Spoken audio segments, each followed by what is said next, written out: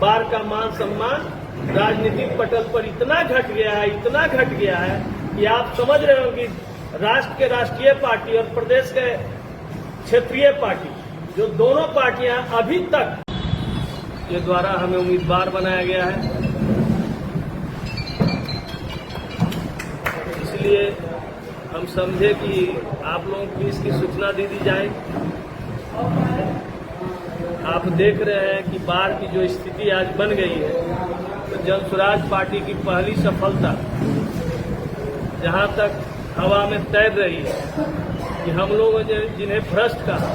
उनकी पार्टी ने उन्हें जो सूचना अभी तक प्राप्त हुई है कि टिकट से वंचित कर। तो ये जन स्वराज की पहली सफलता है। दूसरी सफलता जो जन स्वराज के लिए चुनाव में हम लोग कूद रहे हैं, तो इस भ्रष्टाचार को जड़ से उखाड़ फेंकना है। बाढ़ की जो चिर प्रतीक्षित मांगे हैं कि बाढ़ को जिला बनना चाहिए, बाढ़ में शिक्षा और चिकित्सा में सुधार होनी चाहिए, ये सारी बातें जो आप देख रहे थे कि विगत कुछ दिन पहले नगर परिषद में जल जमाव की समस्या थी, टाल एरिया में जल जमाव की समस्या थी, इस समस्या से कैसे छुटकारा मिले, युवाओं का पलायन कैसे रुके, इन्हीं सारे मुद्दा को लेकर जन स्वराज पार्टी चुनाव लड़ने जा रही है। और हमें आशा ही नहीं है, पूर्ण विश्वास है कि जो बार एक जमाने में चर्चित बार हुआ करता था, विगत कुछ वर्षों में बार का मान सम्मान राजनीतिक पटल पर इतना घट गया है कि आप समझ रहे हो कि राष्ट्र के राष्ट्रीय पार्टी और प्रदेश के क्षेत्रीय पार्टी, जो दोनों पार्टियां अभी तक बार को इस तरह से बना के रखा हुआ है कि उनके कार्यकर्ताओं को कोई पूछ नहीं रहा है, उन्हें पता नहीं है कि हमारा परिश्रम हम लोगों से पूछे गए उम्मीदवार होंगे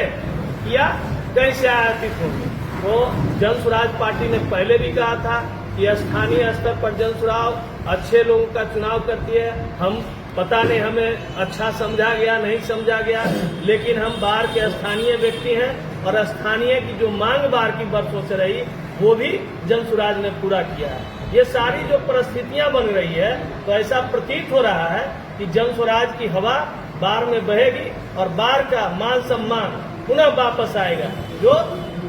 आजादी के वर्षों के बाद हुआ करता था। अब